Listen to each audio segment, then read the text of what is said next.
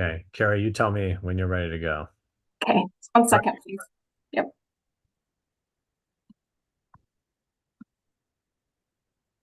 Okay, Mayor, I'm ready to record in about 1 second. Okay.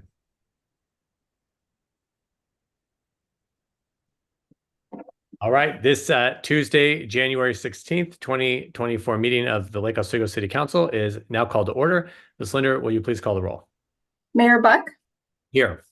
Councilors Wendland, Here. Burdick, Here. Imbu, Here.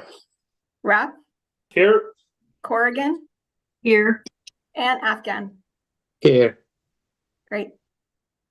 All right. Thank you, everyone. I just want to start off tonight with recognizing, what we're kind of currently going through right now. So we've adjusted this agenda to do the bare bones, pass the resolution to extend the state of emergency, hear an update on the weather events, and then adopt our planned consent agenda. But this storm that we're going through, that we've been through, and then of course is still coming, is really unlike others we've seen, and of course. And events based on nature is unpredictable. So even now, as we're preparing for this freezing rain, information is changing, and we appreciate the great job the communications team at the city has been doing, keeping people up to date with information, even as it changes by the hour.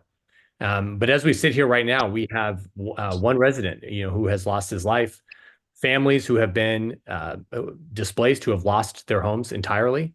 Other families with an immense amount of home and personal property damage, families whose pipes are now breaking, those who have been without power for days, folks who have been wholly reliant on others to provide just the basic need these past few days, and the event is not over yet.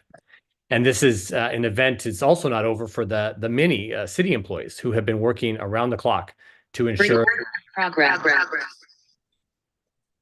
that the roads could be open for PGE to access, and to make safe nearly every road now for safe passage. We've been providing emergency services to people in medical need, those in life or death situations. They've been shutting off water now for people who have leaks now with the pipes breaking. They've been sanding and clearing roadways to ensure the safe functioning of basic services. And sometimes it's really those things that we don't recognize that take the most work, like the fact that we still have running water and sanitary services. Those things don't happen by accident, right? They've maintained good public safety and order throughout the entire event, which is also a thing we're thankful for. So my heartfelt thanks and gratitude really goes out to the city workers and all the departments who have went above and beyond these past few days. The work of our first responders, including the folks that work for PGE, the work that they have to do out in these conditions is more than a lot of us really could bear. And we know that all of them are city workers, folks for PG. They have families and loved ones who are depending on them as well. But they've been out ensuring that our families are cared for and taken care of, and things are brought back to good safety. This has been a real natural disaster. This is not just a snowstorm. And as a city, we want to be delivering services, especially when residents need them the most. We want to be able to take people in, to feed people, to support the most vulnerable, and much of that has been happening. Community members and first responders have been ensuring the safety of the city's most vulnerable. And there will also be many lessons learned and opportunities to debrief and improve from this incident as we move away from it. And for instance, how we continue to improve emergency coordination with the school district and ensure that we have ways to access and serve our most vulnerable residents. Recently and gratefully, we've been focusing on local neighborhood coordination, and in an event like this, we see why that is so important and why that work needs to continue to grow so we can ensure all those who need support, that they have it and that it's very localized. I want to give a particular shout out to the Hunger Fighters organization. They have been in close contact with all of the local families that they serve. They've been making house calls to the homebound and even moving people to alternate shelter. I think there are many unsung heroes coming out of this event, and I want to thank those who have been hunkered down, uncomfortable, cold, and without many of the comforts we rely on day to day. We appreciate all of you and the help that you've been giving to one another when you yourselves have been without. The gratitude that you all have expressed to our city staff, to the folks at PGE, and the grace that you've shown really in the most difficult of circumstances. We really appreciate everyone. Okay, And with that, we're going to move into the first item of business, which is Resolution 24-08. It's a resolution that ratifies and confirms the declaration of a state of emergency relating to the impacts of severe winter weather. This will extend the resolution by 24 hours until tomorrow. Ms. Bennett, do you want to say anything about this? No, I think you all know that we're reluctant to do this, but we have expended significant resources of the city on this event. If the event after it concludes does qualify for FEMA reimbursement, we want to make sure that all the expenditures the city's had from the beginning of the storm to the end are qualified expenses. And so that's why we're asking you to do this. I'd like to move to adopt a resolution 2408. Second. All right. Is there any discussion? Okay. Can we do the voice? Can we just do a voice vote? Yeah. All those in favor say aye. Aye. Aye. Are there any opposed? All right. Motion passes 7-0. And now we're really grateful to have the team from Public Works, Public Safety Operations here to discuss the impacts of the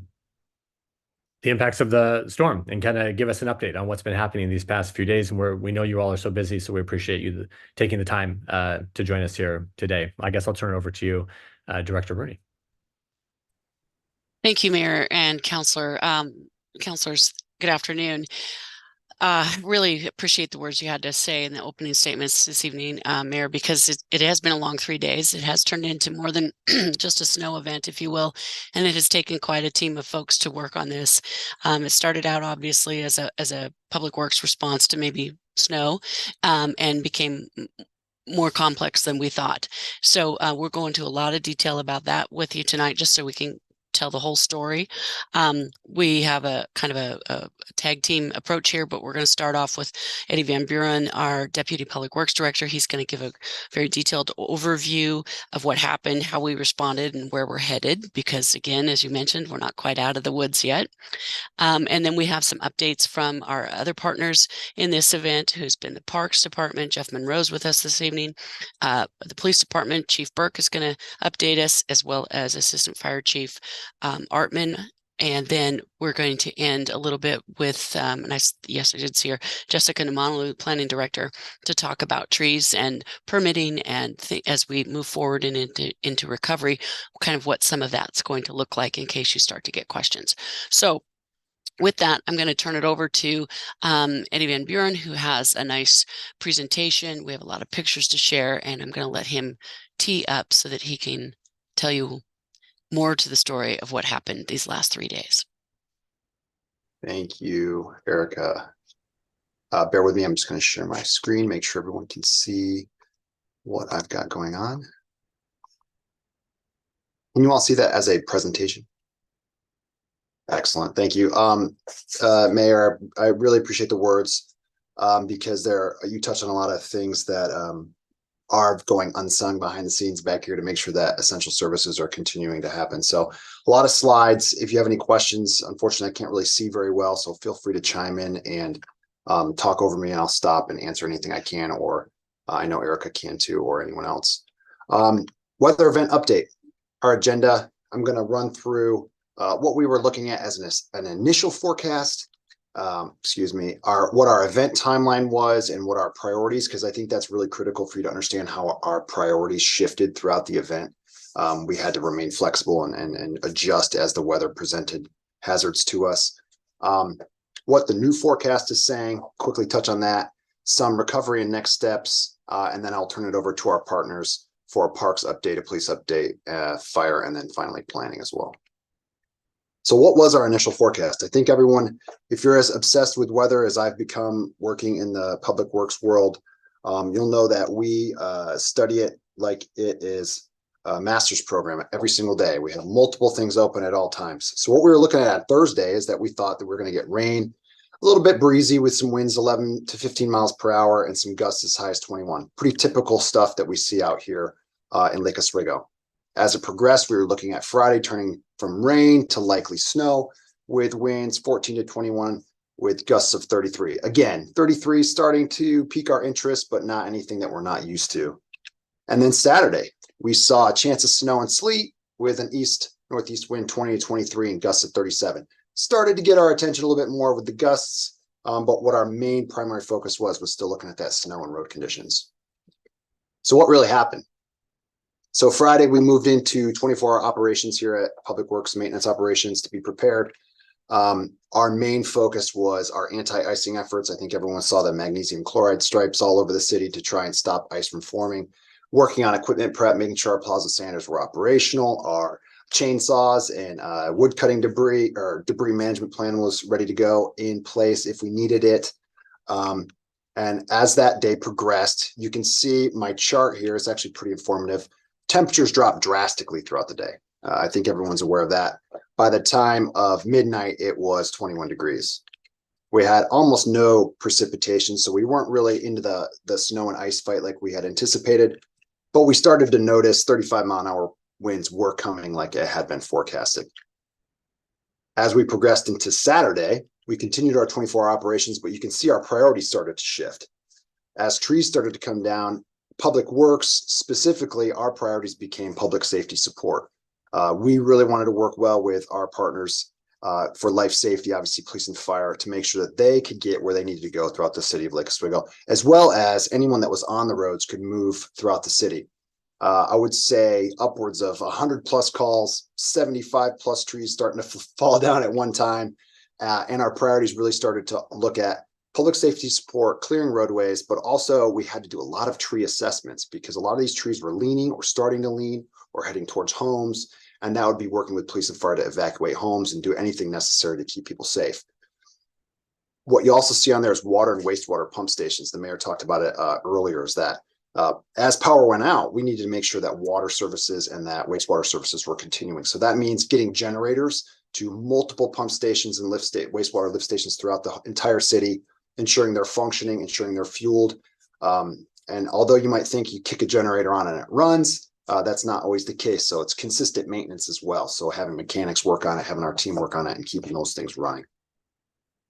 Here's kind of another good graphic. It really shows what we were progressing through. Temperatures dipped all to a low of about 15 degrees.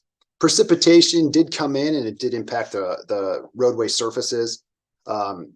If you look at our priorities, you can see where plowing and sanding became a little bit lower in the priorities because we do have a pretty small staff of under 10 folks that we can deploy throughout the city. And the bottom one is the key one that I think everyone's already aware of, is that we were seeing gusts of 46, even up to 50-mile-an-hour winds and sustained winds in the 30s. So even though you're seeing these huge gusts come through, at all times, we were pretty much consistently having 30-mile-an-hour blowing winds. That's when the trees really started to fall in pretty quick succession. As we moved into Sunday, just to touch on our priorities, it really started to focus in on roadway clearance. Same thing. During the event, we took care of as much as we possibly could to support police and fire to get into neighborhoods and arterials and areas that they needed to support life safety. But after that, less prioritized trees still needed to get out of the road. We had a lot of blocked roads. Now we don't, but we also had to start coordinating with arborist contractors and other contractors to get them out, get them spun up, get their their equipment and crews prepped to start deploying to the city of Lake Oswego as well. Plowing and standing stayed on there, and we continued to have to maintain our water and wastewater pumps throughout the city. Monday progressed towards tree cutting coordination, but this is where you start to see another one creep in: water response. It's not quite highlighted yet on my slide here, but we started to see a lot of turnoffs happening. People were worried, but also people were having breaks. So simultaneously having to work through calls to shut off water that someone wanted to do as a preventative measure versus shutting off water in an apartment complex because the top floor was dumping down into the bottom floor. People running all over the city, shutting off water and trying to support that while still doing standing operation, while still coordinating tree removal and continuing to keep our water and wastewater systems flowing. Tuesday, and where we're at today, and what our primary focus was yesterday, moving into today, has been water response. We've had a couple main breaks, but hundreds of calls for water service issues, homes being flooded out. It's going to continue as we progress here, but it takes almost a full staff to get out to fix a main break and as well as turning water off. I'll touch on that with some photographs later on in my presentation. But you can kind of start seeing the shift in our priorities throughout this event have changed day by day. Sanding we started to do a lot of standing operations today in anticipation of the weather coming in tonight. We have to continue to coordinate tree removal with our contractors, with our crews, and then we still have to keep our water and wastewater systems moving. Just want to throw up some photographs for folks. I know during the event, it was so extreme that it was probably better to stay at home on your first floor if you had a multi-floor home, hunker down with your family, stay warm. So I wanted to really show you some of the scale of the event if you haven't had an opportunity to venture out into the city to see it. What you're seeing is A Avenue. Multi-trees have fallen on A Avenue. I'll tell you right now, we have shut off a portion of 10th and A because we have another tree leaning that is equally sizable, but thankfully its fall path doesn't put anyone in danger. We have contractors lined up to take care of that tree as well. But just to kind of give you an idea, it takes a lot of equipment to not just cut up this tree, but to remove the debris in a timely manner as well. South Shore, heading up one direction, you can see it, get a pretty good picture of how wound in the trees it was. Quick update on this. We were able to go up this morning and check on it. The trees have been cleared, but they had some power lines that were still down that they were working on. This is a view of South Shore from the other direction. So again, not necessarily trees that typically impact our power lines. These were trees that were well off the right of way, massive in size, that just whatever was in their path, they were going to take out. And unfortunately, it was a lot of power lines and homes, as you'll see. The Boone's Ferry, another sizable one. We were able to get this out of the way very quickly to continue emergency services. Lakeview continues to be a real challenge. Multiple trees fell in Lakeview. PG's was out there pretty quickly. I know they have a strategy in how they progress through clearing trees and getting power on in specific areas. So they were progressing down Lakeview. And I believe they still have a couple left on there, but hopefully in the next couple of days, they'll have that clear out. This is a great example of a leaning tree, pretty high hazard that we saw post wind blast. I'll say wind blast. I think that's the best way to describe it. Actually, Erica and I took this while we were in the field together and then drove under it because we didn't really have another choice. But there were people moving in and out throughout the city, moving under trees like this all over while we were still conducting assessments, trying to close roads, trying to clear paths around them. Thankfully, this tree was taken care of pretty quickly. So this is clear, but a great example of the size and magnitude of these trees that were coming down. Make sure I didn't skip a slide here. Just some examples of our houses that have been impacted. I don't quote me on my numbers. I know that we are in above the 25 range of houses that we visually have seen that have been pretty significantly impacted with tree strikes.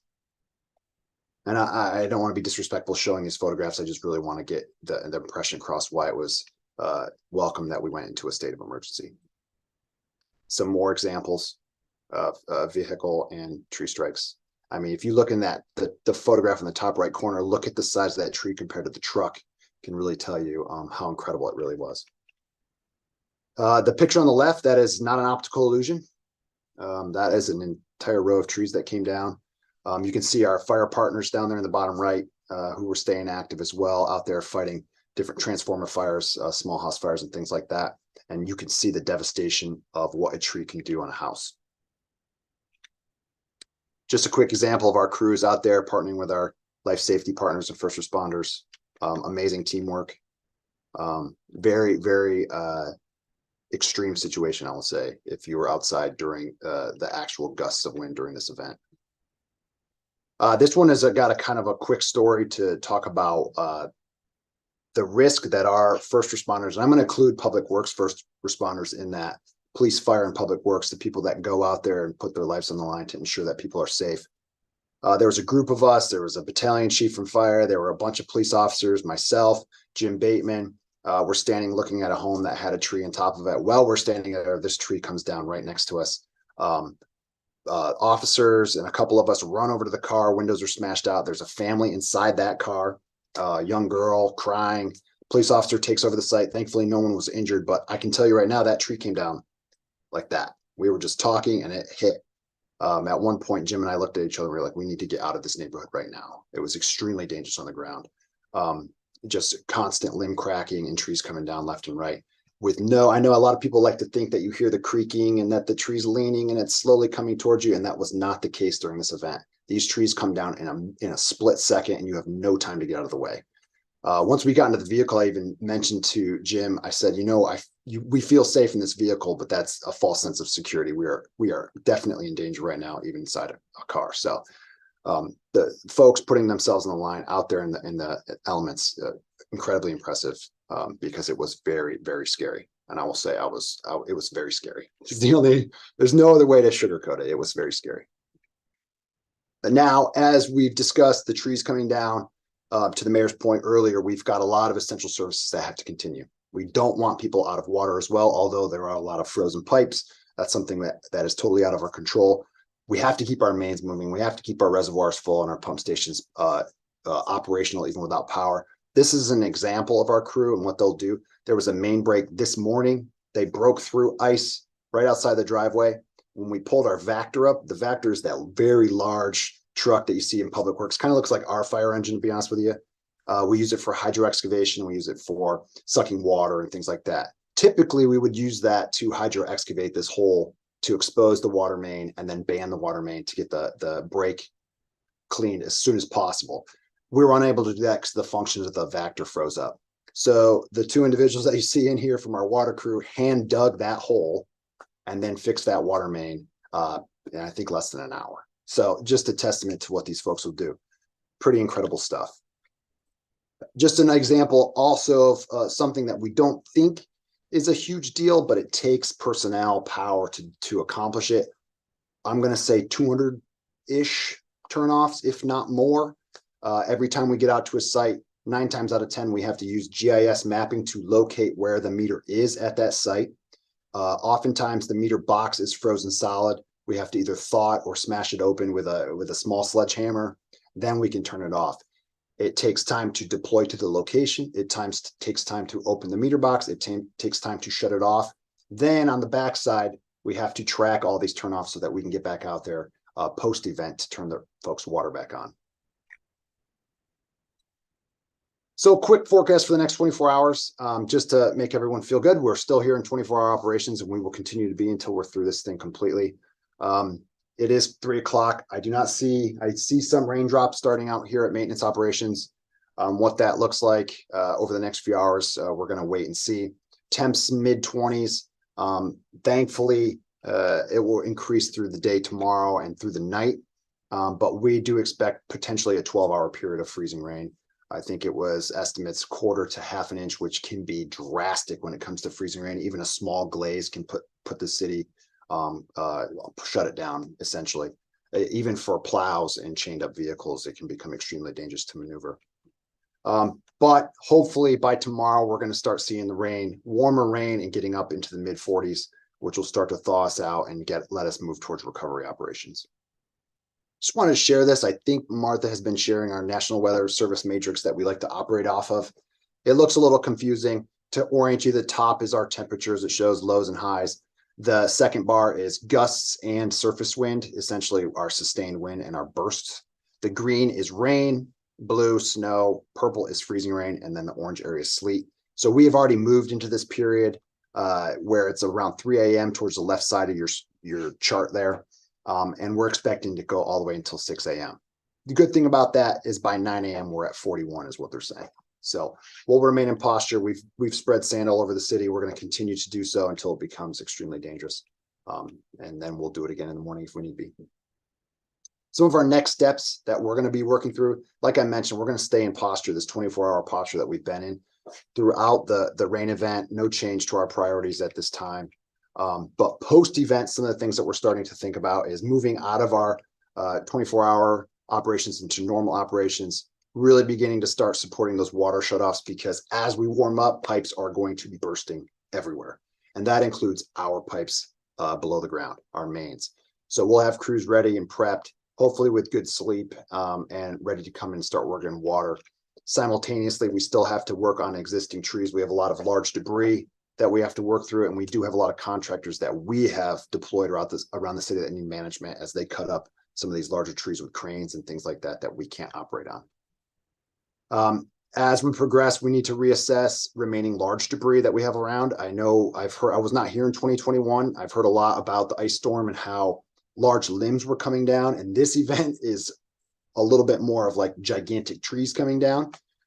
So not so much yard debris is a big issue. We're going to manage that, but also removing some of these huge chunks that are squeezing our roads kind of on the sides that need to get taken care of over the next few days.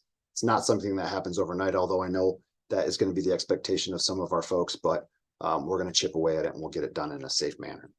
After that, of course, hot wash lessons learned. We got to recover our crew.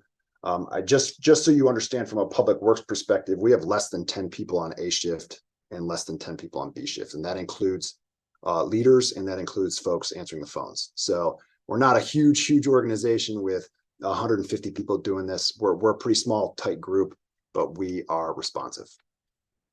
Finally, we need to recover and prep our equipment because as lovely it sounds like we're going to come out of this one, the next one could be 3 days away. And as everyone knows with our forecasts, you have to be prepared for anything now. It's not something that you can just sit on your hands and wait for it to happen. I just wanted to take a quick second since I have all the elected officials in the room to thank my leaders. I have Jim Bateman as my A shift operations chief. I have Craig Smith as my B shift operations chief. They've been doing a fantastic job running all of our crews. I can't name all the crew. I don't want to get that deep. And I want to thank Erica. She's been here with us in the mix the entire time. We're working 14, 15, 16-hour days, grinding. I want to thank our folks that have been answering calls. Patricia and Nell, I think they know who they are, but they've been just phenomenal. A phone rings every 2 minutes here. We had 2 people doing that for up to 14 hours before we would turn it over to LOCOM. They'd also help dispatching crews, just been amazing. Our partners, our comms folks, our parks maintenance folks who have come, they really helped work with us post-event or post wind burst period, clearing roads, getting the city moving again. Huge thanks to them. I know PGE is out there grinding. There are people everywhere. They're doing what they have to do. And then the arborist companies that are out here digging Lake Oswego out. So I just want to take that opportunity. I'm going to turn it over to Jeff Monroe for parks. All right, thanks, Eddie. Mayor, City Councilors, I am Jeff Monroe. I'm the Deputy Director for Parks and Recreation. A few things before we get to the pictures. Our top priorities have been just our employee safety, making sure that they're taken care of, they have the proper tools. Our next goal has been to try to keep people out of the parks. It seems to be quite a task and not a lot of people are listening, but we keep trying anyhow. We are also in the process. Today was one of the first days we could get out and take a look at a lot of the things. So we're evaluating our properties and our trees, trying to secure our contractors in conjunction with Public Works, but we're taking the top priorities. It doesn't matter if it's in the right of way or in parks. Some of our areas that are closed, East Waluga, you'll see later on in some of the pictures. We have trees down in our play area. We have trees down. A big oak tree came down in our artificial turf, and the pathway between East and West Waluga is in need of cleanup. On Lakeview Drive out of Lamont Springs, we have one tree that's in a house. The same house, we had a tree that took out their front porch and their car, and then continued on to the next house. We're in the process of trying to get that taken care of. It's kind of like we have a situation at the corner of Oak Ridge and Waluga Drive, trees leaning on a tree towards the house. Arborists have been out there a couple of times a day, but it requires a crane to be able to get that taken care of. And so we're working with Public Works staff to try to get one of those secured so we can get that taken care of. Springbrook Park in Pilkington, there's just trees down everywhere. Southwood Park, we have a tree on a house. Cooks Butte is not bad. That side of town didn't seem to get hit near as bad as this side of town. So it still is icy up there. But like Millennium, Sunday Leaf, George Rogers, Foothills, Azalea, little debris at all. As far as damage goes, most of it has happened to our restrooms. We lost power, so we lost heat. We have frozen and broken pipes at Iron Mountain, Roar, West Waluga, West Lake. And then the newly remodeled old pro shop at the golf course pipe broke, and so it required cleanup. And we have big fans up there now trying to dry things out. As far as the pictures that you're seeing right now, you can see Southwood Park. It's got trees across the pathway, and that's also one of the areas where there's a tree on a house. Waluga Park, you can kind of see that's the corner of Waluga and Oak Ridge. That's the tree that's leaning towards some other trees that are headed towards the house. Pennington and Springbrook are the kind of look the same as far as just there's trees and debris down everywhere. Trying to keep people out of Springbrook Park's almost impossible, but we're doing the best we can. Iron Mountain, you can see if you look close, there is the upper pipe on the right-hand side. There's a pretty good stream of water that's coming out of the pipe there in the chase. So that's one of our areas where we had flooding, and it didn't take long for that just to turn to a sheet of ice. So even inside the chase. East Waluga, you can see the staff is clearing a very large oak tree off the athletic field, took out the fence in the process. And then the East Waluga one on the right, we just had a lot of damage. We had a leaner, you can see it in the top left one. It eventually came down, and the picture on the right, it pretty much took out a big section of the playground. A little above the playground, you can see all the root balls that came up and pretty much just devastated that entire area. It'll be a while before we are able to get it all cleaned up and get it back so it's usable. Hopefully we can figure something out before we get into the nice weather. That is kind of it in a quick nutshell. Thanks.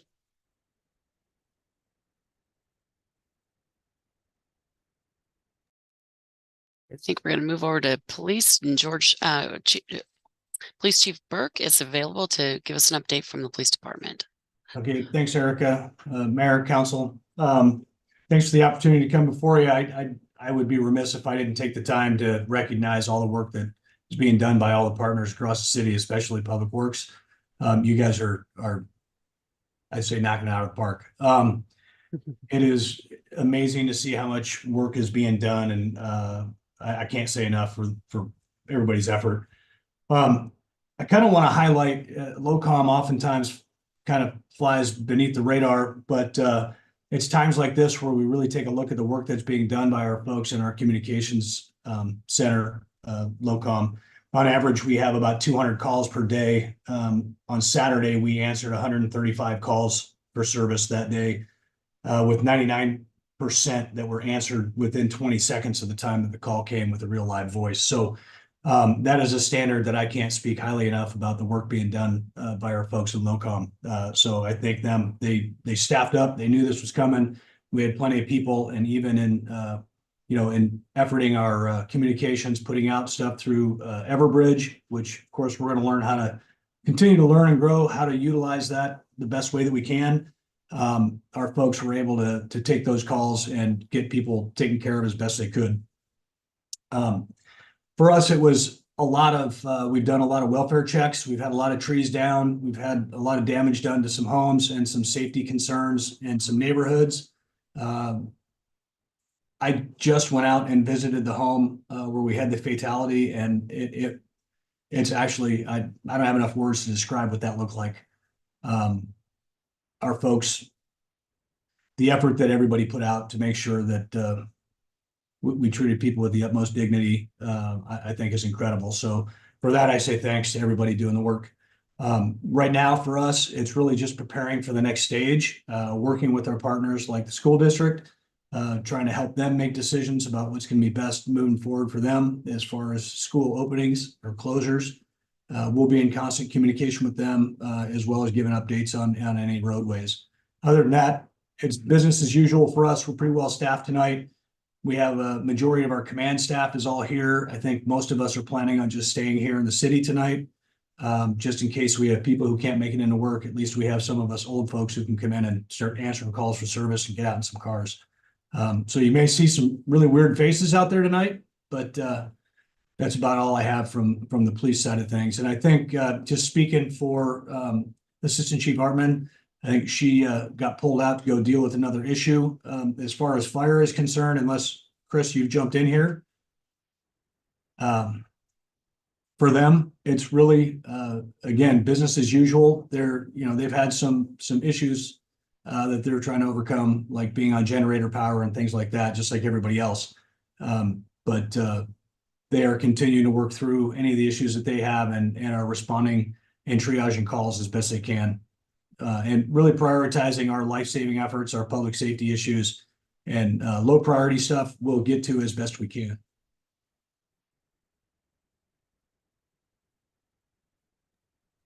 Excellent. Thank you very much, Chief. I think next up was planning, and we have Director Namanalu with us tonight to talk a little bit about permits and, probably going forward, what that might look like and how we're gearing up for that. So, Jessica. Thanks, Erica. Good evening, Mayor and Council. For planning, we haven't been out in the field like all of our great public works and police and fire staff who are doing an absolute fantastic job. I have to echo that as well. But I have been working behind the scenes with the building official, Brian Don, and planning manager Hasty to be prepared during the recovery phase. When City Hall reopens, we expect to get a large number of calls and potentially counter visits for folks who are just trying to put the pieces back together. We have a lot of people who've lost a lot of trees on their property, who may have trees that are still in a hazardous state that need to be removed, as well as folks that need to repair structures on their property. And so in preparation for that, we will have some dedicated staff in the building department that will be specifically available to address any urgent or emergency calls or counter visits related to repairs. And they will be available all day. Typically our building counter will close at noon to allow them to do some work in the afternoon, but we will be available all day to make sure that we can assist those customers. We will also have dedicated staff in the planning department to address emergency calls and visits regarding tree removal as well. So we are prepared to help people all through that. As far as permitting requirements, if a tree is fallen onto the ground and it's down, there's no permit. That folks are free to just move forward with cleanup. So there's no hassle for them there. If they're dealing with an emergency tree permit situation, and this would be something like a tree is hanging, over a house, it's leaning, the soil is heaving, it's imminently going to fall. We just are going to tell people, go ahead and have it removed. Please photograph, document the emergency situation very well. So take a lot of good pictures, but do what you can, do what you need to be safe and get the tree out of there. And our code does require a retroactive emergency tree permit. This is a free permit. We just need a simple application form filled out and the photographs. It can be done all over email. We have a dedicated email address, which is trees@lakeoswego.city. And we can process those very quickly. As far as trees that are storm damaged, but not necessarily a hazard, they just don't look good. Maybe they lost a lot of limbs. They may need to come down. That's a little different situation. We would just ask people to call staff and we'll walk them through it. We have various kinds of permits that it could potentially qualify for. And of course, we'll do our best to make it as easy as possible for those folks so they can get back to their normal lives. So that's essentially what's been going on in planning, and we're prepared as soon as City Hall reopens to help people and like I said, get back to their normal lives and hopefully get their properties cleaned up. And particularly with building permits, that's going to be a stressful thing, and that includes plumbing permits. I forgot to mention folks who need structural or plumbing permits that are urgent or emergency can have that work started and apply for the permitting. I think it's generally the building code states it needs to be done within about 3 to 5 days, depending on the type of work that's being done. So we just urge folks to go ahead and get the repairs done that need to be done. call our building department and our staff will walk through with you what you need to do in terms of your permitting. And that's all I have, Great. unless you have any questions. Thank you, Director. With that actually ends our kind of formal presentation, and all of us are here. If you have follow-up questions, anything like that, we'd be happy to stay online. Okay, thank you. Yeah, well, I'm sure we do have questions. Thank you just not only for your response, but the work thinking ahead to these next days is much appreciated. Councilor Raff.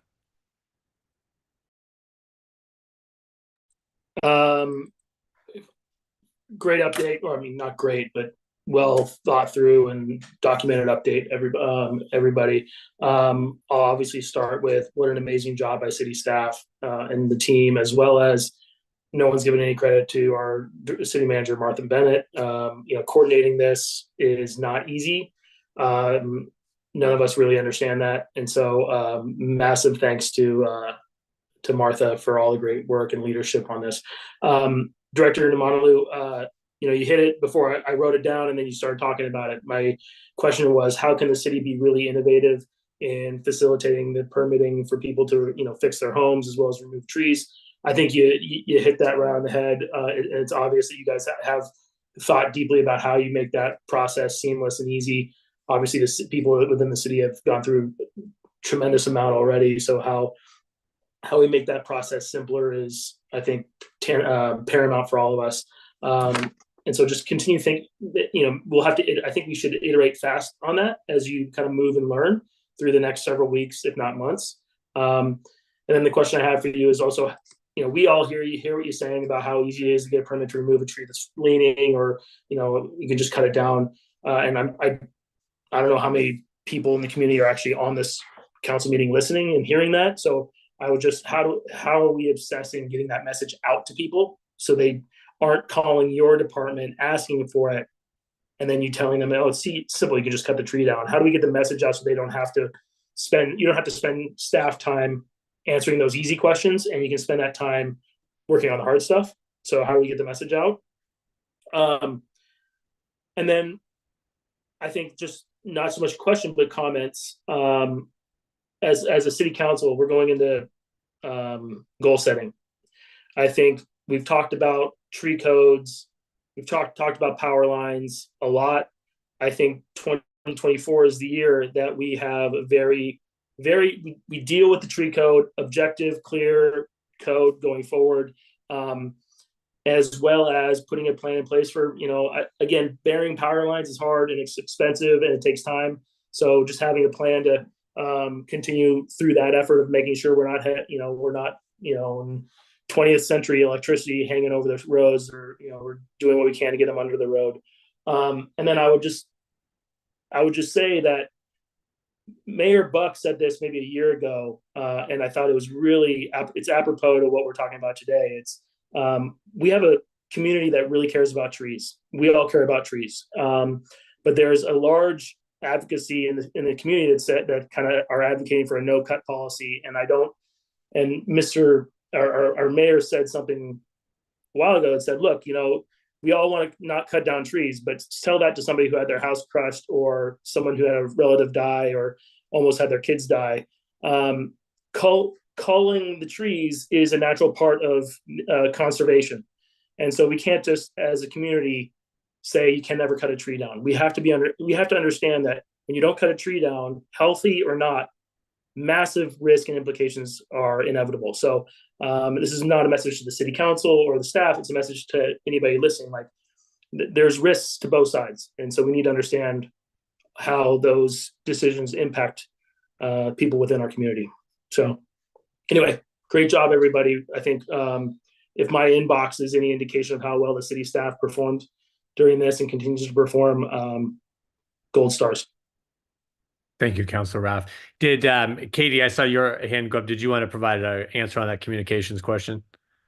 Sure. Hi, Council and Mayor. Thank you. Yes, I was just going to jump in and say, good point, Councillor Raff, and these are all things that we're thinking of. Same with, debris cleanup efforts and things like that. So our efforts are to coordinate. We'll coordinate with Jessica and the department on getting the tree permitting information and all that up out on our website. We have a lot of information on the website, and then also throughout all of our communications channels. We've been really actively using our social media channels and our winter weather alerts page to post everything related to the storm and anything. So really, I know several people haven't had internet and things, but we're just trying. That's the best way to get the latest information is on the website and on our social media channels. As Eddie mentioned, so much has changed and it continues to change. So we're trying to keep people informed as best as we can. But yeah, certainly we'll be getting those messages out about helping people as we move into recovery efforts for sure. Okay. Thank you, Katie. Yeah, thank you, Councilor Rath. That was a great question, too. Councilor Afghan. Thank you, Mr. Mayor. One thing that I have noticed throughout this past few days and I've experienced that myself is that it appears public works is like iceberg. We all see the 10-15% that's visible to all of us, and the other 80%, 85% that we don't see doesn't get noticed. So I could not be any more prouder with our public works and also city employees in how they prioritize and executed the work. We're in Old Town and we were able to walk to different part of the city, and we saw how they executed everything that needed to be executed. There were some noise about why can't we do this, why can't we do that, but the priority that the command center and city manager Bennett put in place was absolutely the right priorities, and I can personally defend all of that. What I also noticed, and I think some of these pictures were evidence of how the public works in Lake Oswego employees are committed. They're 120%. Those who could come to work, they did, and they put in way above and beyond what the expectations are. Unfortunately, we're going to have more of this, I believe, because of the climate change. And we have to figure out how to be ahead of this, not with everything. I wanted to again thank the public works, police, fire, maintenance, operations, everybody, and thank the planning director for streamlining some of the things that people need to get done, so we remove bureaucracy for them.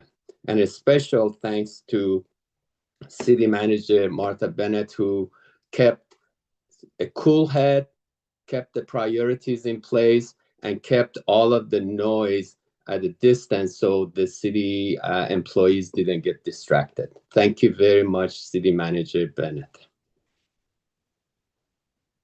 Thank you, Mr. Mayor. Thank you, Councilor Afghan. Councilor Mbu. Thank you. Thank you. And Ed, I appreciate your update and everything. I also really appreciate what our manager is doing. I think a good team is only possible when we have a good coach. That's wonderful. And but I've been talking, and I love PGE. I always talk about them because it's always about them. And it's not to malign them or to do anything, but it's very important when the event like this that we become critical, just not like throw ourselves laurels. The city of Lake Oswego has great employees, and it's a great employer. We know that they do. I know them, from working with them as a counselor, but also as a citizen. Myself, I have 2 trees that fell in my 2 properties and one small damages and stuff. My neighbors here, they've been very lucky, but they could have, something tragic could have happened. And the others, they were not here, but their houses are destroyed by trees coming from the park, and we live in times of climate change. We cannot just always continue to pick up damages and like fixing. We have to prevent these things. These can be prevented in some ways. We just, it's easy always to say, oh, it happens, natural disaster. Yeah, it's a natural, but we can. And this is not the city employee. This is not the police. This is the government. It's the city government, but also more than us, because there's only enough we have. I mean, I talked to PGE, to Barry because many people are writing to us and say, bury the lines, they should be underground. It's $100 million to do that. And it's because it's almost $1 million per mile. There are more than 100 miles of wire to bury in the thing. So these are big money, but we look the damages it causes, like how much it is compared to the investment that we are putting in there. So either we do it today or tomorrow. These are things that we have to do to prevent all these tragedies that are happening. Tonight, if we are lucky, there won't be that. But if we have the freezing rain, we're going to come back here and speak the same thing, because many trees will fall. And Joe and I, the mayor and I, we co-wrote, an article on the folks about trees. These are like, nobody defend the trees like I do, but we have to have a management of all of our trees. You go to the parks, there's some trees, they're even in homes, the trees, when they're dangerous, they have to be removed. We need to have, people, to defend the forest, to defend the trees. It's to make sure we can trim the one that are, because most of the trees, they fall, they're not falling alone. If we don't take care of our forest, they fall and take the other trees that are good trees and all that. So that debate, I think things like this will pose that debate, that the people who say the city is giving people like contractors to remove trees and do, that's not true. Most of the planning director, just to talk about what planning is doing. We give people the possibility to remove trees. We cannot, someone say, I'm removing a tree, it's falling on my house. And I'm sure it's not the debate, but I'm just sometimes angry to see what people are writing in the réseaux sociaux, like, social media, accusing the cities, the good work that people are doing for nothing. They don't understand. We cannot, for example, let's open shelters. The city doesn't have the possibility to open shelters. The county does. And the city is telling people, go for this. There are vouchers you can have. So that's where communication is, we have to communicate with our people, tell them what is possible, and starting tomorrow, because if this thing continue, there will be the same thing. The workers, if you open the library, you have to have people there. Where are they coming from? If all the roads are frozen, how can we open the library for people to do this? And it's all those things. But I just want to resume, please, let's talk in our goal setting and in other places, how to prevent all this, how to modernize our infrastructure that's old and very outdated. Let's do that. In another note, we have the best workers, best city government. Thank you, Erica. Thank you, Mr. Mayor, also, because people also don't say, I was talking with Joe in all the time, people who think the mayor didn't have electricity. No one heard him say that. He just had his power, yes, last night, like me. But I had power on Saturday. I lost it Saturday night. So people know that there is no, we have a good government, and thank you, Mr. Mayor, for all the things you are doing also as an iceberg. No one knows what you're doing also underneath on good stuff. So I have to say it. I know you don't want me to say that, but I say that. So thank you so much. And Thank you, Councilor Booth. yeah, thank you. Councilor Winland. Well, I just want to echo what everyone else is saying. I'm, you know me, I'm a big proponent of this city, and I think we came out with flying colors in reacting to something that was given to us by Mother Nature and something that we didn't ask for, but we responded, and everyone responded extremely well. I guess this reemphasizes the fact that we've been talking about it on emergency preparedness. And I think that as a city, we can leverage this event to take a positive out of it. And I think the efforts and in goal setting as we move into that next or at the end of this week, to really figure out other ways that we can get people involved. When you go through the CERT program, which I highly encourage people to participate in, it tells you have to be able to survive for 3 days before, at least 3 days, before maybe help will come and get you. And it may be 7 or 10 days before help can get to you. I think we've learned that sometimes we aren't as prepared as we should be. And I think this was a case.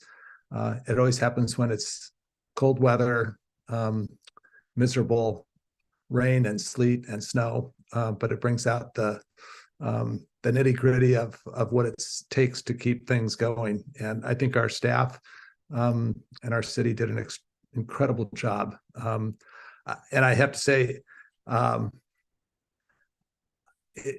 we're still in the midst of it, and you made one heck of a professional presentation that updated council. And I'm just impressed as could be. You could have been talking off of just a couple quick notes, and here we had a PowerPoint presentation that was A+ out of the ballpark. Wonderful. So kudos to everyone.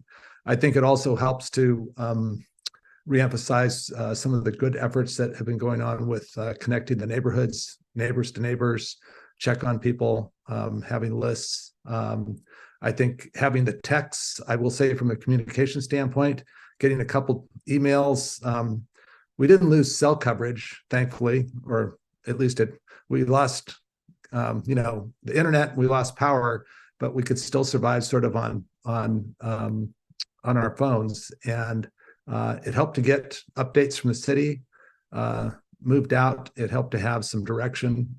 All those, even PGE was good about sending text to say that your power is out. And it was like they confirmed that fact for many of us as people were in the dark. But I think the bigger picture is as we move forward, the better prepared what we can learn from this exercise. As you said, we're the type of community that says, hey, what can we do to improve the next time? And we don't want a next time, but we're going to learn different things from this exercise and be stronger and better as we come out of it.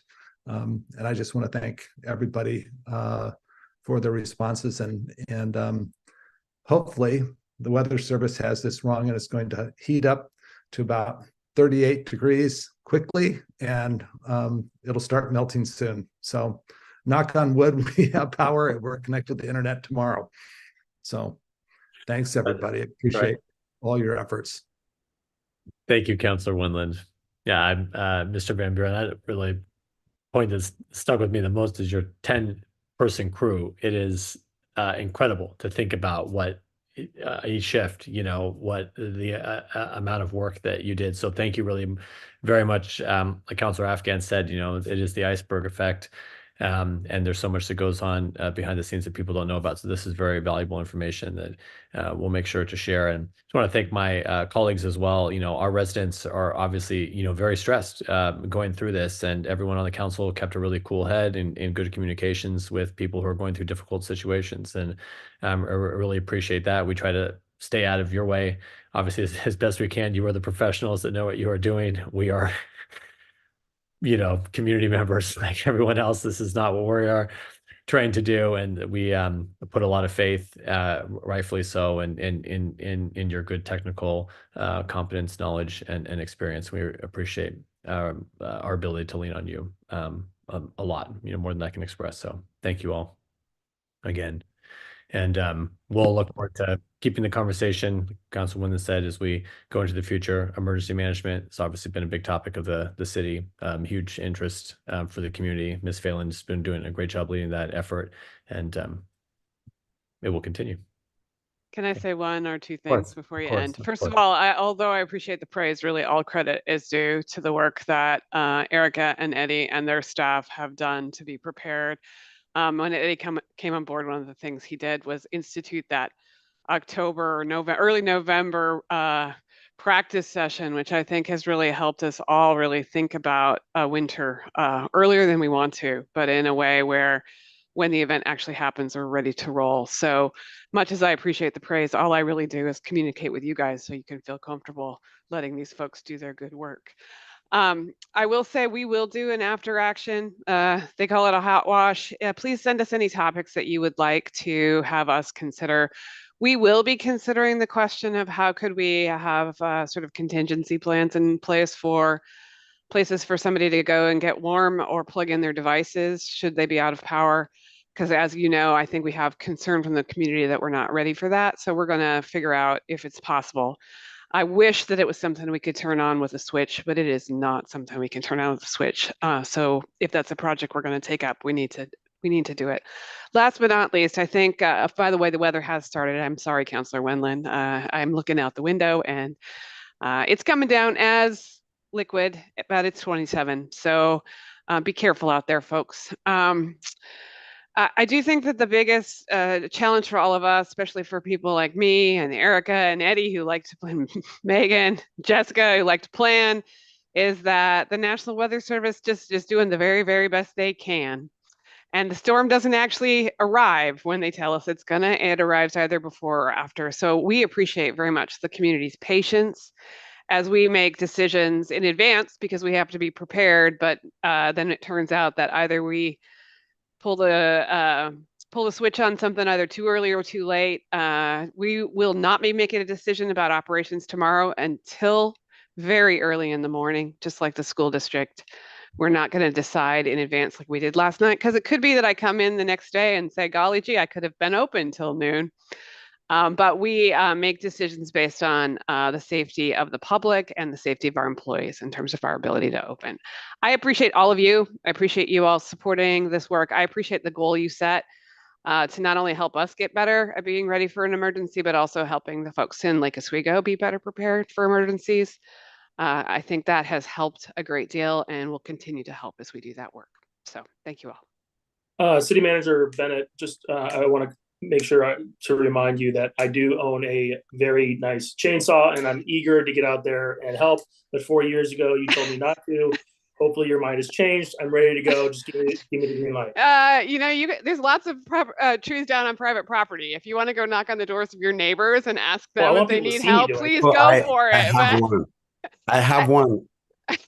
Aaron, I told you. Send it out there. Let's go. Come on. So, yeah, come do see think me. we've known the streets where we have trees down. We've known the vulnerability of those streets, but I do think that we wouldn't have picked the trees that actually came down. I think that for me, Eddie's pictures that are so illustrative is they weren't the ones right underneath the power line or right next to the road. They were back on people's properties. But Councillor Rapp, if you need to get out there, don't worry. There's plenty of neighbors, friends and neighbors in the community who need your help. I'm ready to go. Just call me in, Coach. I think it was yesterday. My dad said, "Where are all these young guys with their chainsaws?" And I said, "I know one. I know one. I'll give him your number." Did we have to use the backup generator for the water system, or did we have power the whole time? I'd be happy to try and answer that for you. So actually, we had just a little. So again, we have 2 feeds at both the river intake pump station in Gladstone and 2 feeds to the water treatment plant in West Lynn. As my understanding, we had a little bit of a blip early on at the Gladstone in that it went down to 1 feed, which is great. There was no change in operations or effect in any way, shape, or form. And then it came back on. So we have had the water treatment plant has been spared any issues at all. And it's been quite the change. They're sort of like just doing normal things out there. It's a normal day for them. Yeah, which is great. That's what we like. And we've been able to, what they did do, though, I will say this, is because we did some pre-planning in anticipation of this coming up, we talked to our partner, Tigard, and we talked about pre-loading all of our reservoirs more than we normally would in this time of year because the water use is so low, but we preloaded everything. And that actually came to be useful in that when we lost power at the pump stations, which is a normal thing, there's a delay and we have to get up there with generators, that we had more than enough water and enough pressure to be able to keep everybody with water and no issues there at all. So the water treatment plant, the RIPS, and our system has been singing along really nicely, been operating at full tilt. But as Eddie mentioned in the presentations, we did have to go to the pump stations and keep the generators going, which is what night crews do every night. They go through and refuel everything and check on them. And we've had to change out a few generators too because they failed, which happens. So, but sorry, that was a long answer to the water treatment plant has been fine. Good question. It's usually when you buy the generator, you don't need it. So that's a good thing. Yeah. Right. Okay. Thank you all so much for taking the time to be here. Really appreciate it. We're going to move on so we can all get out of here as this next thing moves in.